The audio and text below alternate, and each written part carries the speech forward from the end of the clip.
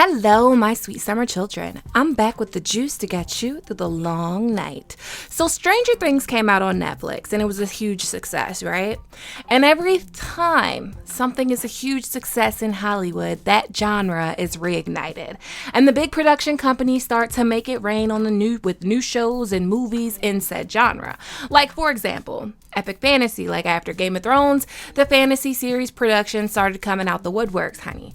The Wheel of Time, the Lord of the Rings, the Witcher series. Like, these people are betting their house, their boat, their car, their everything on these series. Like billion-dollar budgets and shit. But anyway, horror never went anywhere. It's always been around. But after Stranger Things, a lot of shows and movies or whatever came out were trying to recapture that 80s, 90s vibe that worked so well for Stranger Things. And not all of them gave what they were supposed to give. But that's not the case for Fear Street 1994.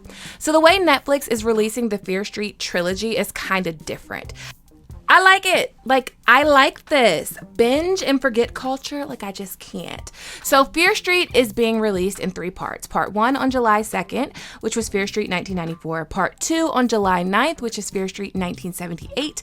And Part 3 on July 16th, which is Fear Street 1666. Everything about this movie trilogy gives me 90 vibes. Fear Street is based loosely on the Fear Street books by none other than the legend R.L. Stine. And when you hear R.L. Stine, you may think oh, so it's for kids. Well, it's not. It's rated R. I don't think kids should watch it. For me, this series being based off of R.L. Stine books is nostalgia in itself, because Goosebumps and Nancy Drew were some of the first books I ever read that I wasn't being forced to read. H.G. Wells and Stephen King came after that, but horror mystery was my first love. That's what got me into reading. And I also remember watching Goosebumps, the reruns, that fucking dummy doll, the puppet, it terrified me. I have a funny story about a puppet like that, but not today, children. Anyway, let me know in the comments what your first book that you ever read were, on your own free will, because mine damn sure wasn't Lord of the Flies. Anyway, so there are actually tons and tons of Fear Street novels like Goosebumps, a bunch of stories that take place in this universe. But let's get into the review. First of all, if you like American Horror Story, I think you will like this, especially if you liked Season 9 AHS 1984. At first, I was thinking, okay, wow, classic slasher film. Then there are some twists and turns, the plot twist. Oh, they twist. And those twists and turns bring in some supernatural shit. And we're going to talk about it all. The clues, the Easter eggs, the theories. If you haven't watched it yet, don't watch the rest of this video because there will be spoilers. Go watch it and then come back, babe. I'll still be here, I promise. Anyway, let's go, witches. So the series opens in a mall, in a bookstore, and this lady is buying a book, and it looks like an R.L. Stine book because it is. The lady shits on the book and calls it trash and lowbrow horror. The book was $2.95. Bring back the days, bitch, when books were $2.95. Can we please? Anyway, this whole scene is a loaded gun. It's R.L. Stine's fuck off to the critics that say his shit is trash, but it's also the first Easter egg. Wrong Number is a book by R.L. Stine. One of the main characters of Wrong Number is a girl named Dina. We know a girl named Dina. That's our main. Anyway, the mall closes and bring on the nostalgia. I literally wanted to go to Claire's, buy an inflatable chair, and listen to some Spice Girls at one point. Okay, so the girl Heather is working in the bookstore and she gets a phone call. And she answers the phone to tell them that she's closed. And I'm like, if I'm closed, I'm not answering the phone. If we close at 6 and somebody calls at 6:01, I'm not answering the phone. I'm off. I'm done. No, not doing it. This whole opening scene was total Scream vibes, Wes Craven, where you at?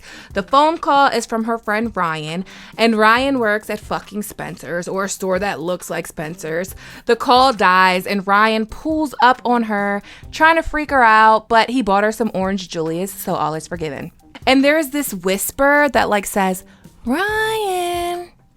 and then like a fly appears. I don't know. It's kind of creepy. But anyway, she goes back to the bookstore and we can see her like straightening up books and doing her closing rituals. And these books are by Robert Lawrence, aka R.L. Stein. Let's pay attention to the titles. We have Wrong Number, Surprise Party, First Evil, and Sleepwalkers. The book that falls out while she's creeping around is The First Evil. Another Easter egg. And guys, if I miss any Easter eggs, please point them out for me because I want to see them. Anyway, apart from The First Evil does appear in the series. So The First Evil is about possessed cheerleaders.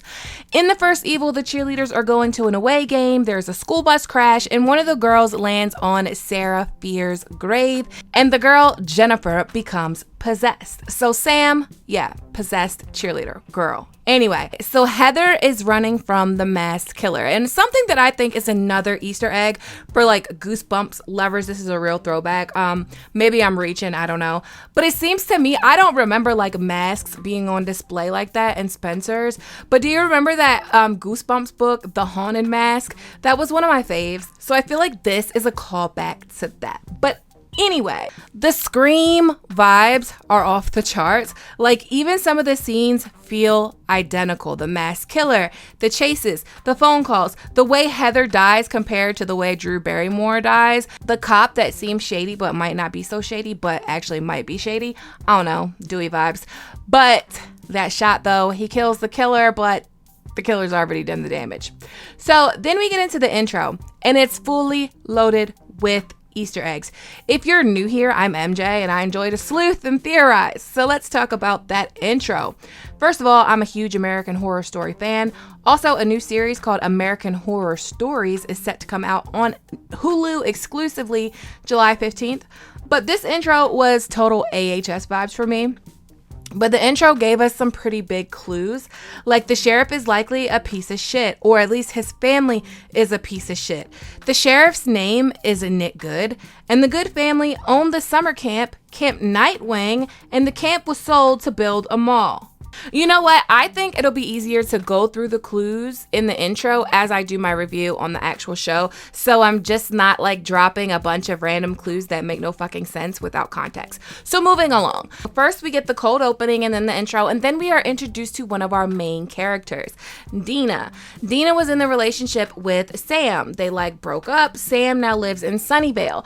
Dina is clearly heartbroken. We are also introduced to Dina's little brother, Josh, another main character. Josh is in like an AOL chat room and like there's like a dial-up noise, and that dial-up noise gave me flashbacks to harder times. Thank God for fiber. So Josh's online friend group are like obsessed with the history of Shady Side and the history of the murders that have been happening over the years. Like honestly, if this was post 2005, they would have had like a Reddit dedicated to this shit. But Reddit wasn't formed until 2005, so they had this AOL chat room.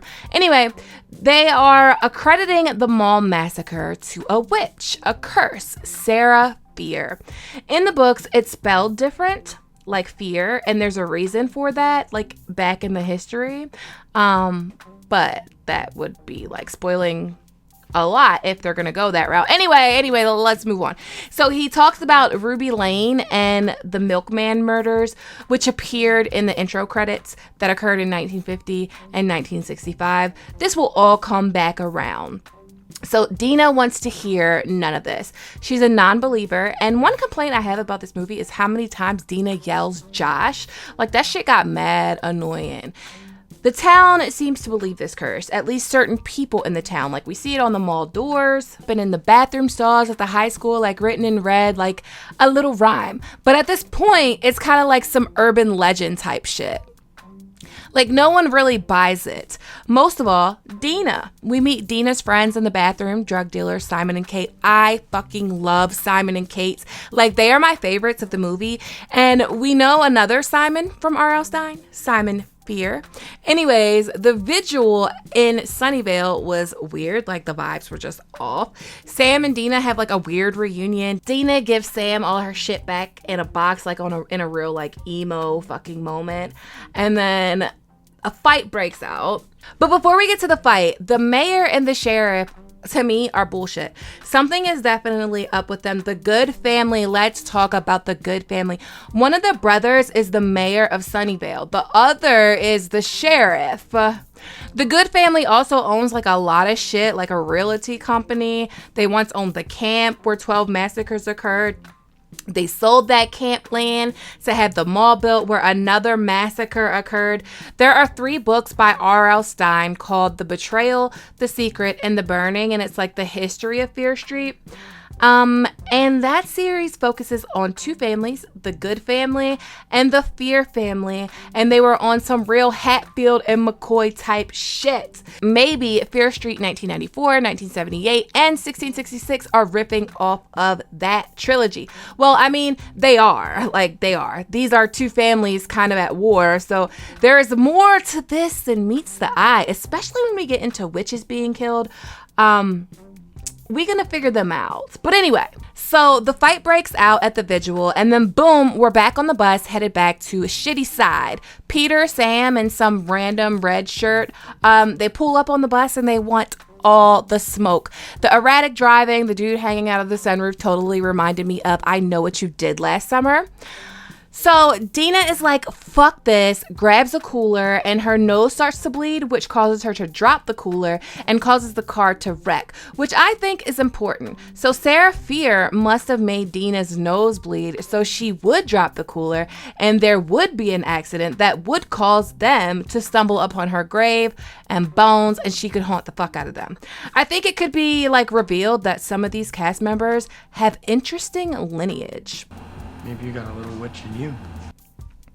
I mean, it's tropey, but what isn't tropey about it? Anyway, so during the accident, Sam like touches the witch's bones with her blood, and now like the witch wants to murder her. So when Dina wakes up the next day, the mall janitor is giving an interview on TV. His name is Martin Franklin. I think he has an important part to play. He's the same guy that was in the mall in the cold open. He also seems to have some kind of entanglement with Sheriff Good. Sheriff Good accuses Martin of like tagging the witchy stuff on the mall, and then somehow he ends up back at the police station. He interacts with Josh, which I think this is going to come back around. Like, I think Martin has the juice to get us through the long night, and he owes them one, so like I bet he'll be back. Like, it's kind of a given at this point. So basically someone is stalking the kids and they figure out it's the witch. The witch doesn't really want to kill them. She wants to kill Sam. The reanimated killers were only stalking the kids because they had Sam's blood on them. And they bring up Jaws, which was playing earlier on the TV, which was one of the best horror films of all time. I don't want to debate it. Anyway, they get chased by Ruby Lane, the mass killer from the beginning, and the killer from Camp Nightwing. Another Easter egg, Camp Nightwing appears in the R.L. Stine book, Lights Out. And if they take anything from Lights Out, like anything, I hope it's the damn pottery wheel. Like, I don't want to spoil it, but yeah, the pottery wheel scene.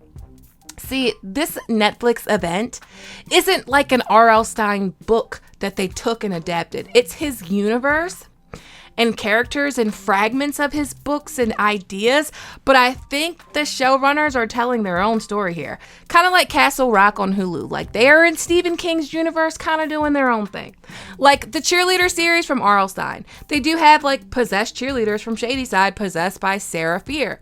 Some kind of bus accident. And like one part of the cheerleader series, like the third evil, they go to camp, but it's not Camp Nightwing. It's like a cheerleading camp at a college. But Sarah Fear is the main antagonist in the cheerleader series. But this movie was loaded down with 90s feels. Scream, Jason Voorhees. I even got some Blair Witch Project vibes. But anyway, the kids find out they can't kill the dead killers that are chasing them. They exploded them, and literally the killers like slurp themselves back together.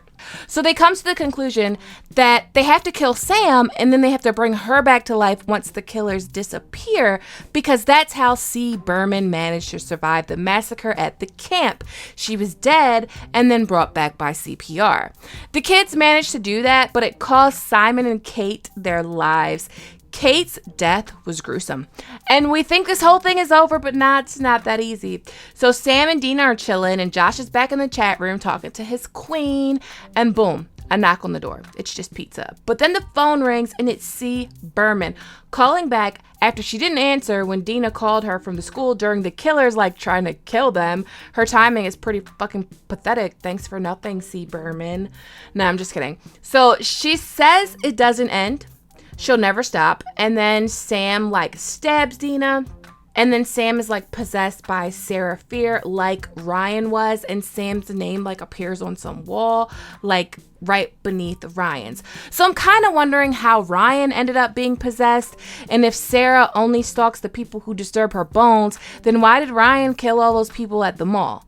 Anyways, it says to be continued, and then we see a preview for the next movie, which comes out on July the 9th, and we are going back to 1978. The trailer shows more killers, summer camp, total Camp Crystal Lake vibes, sleepaway camp vibes. It's Camp Redwood all over again.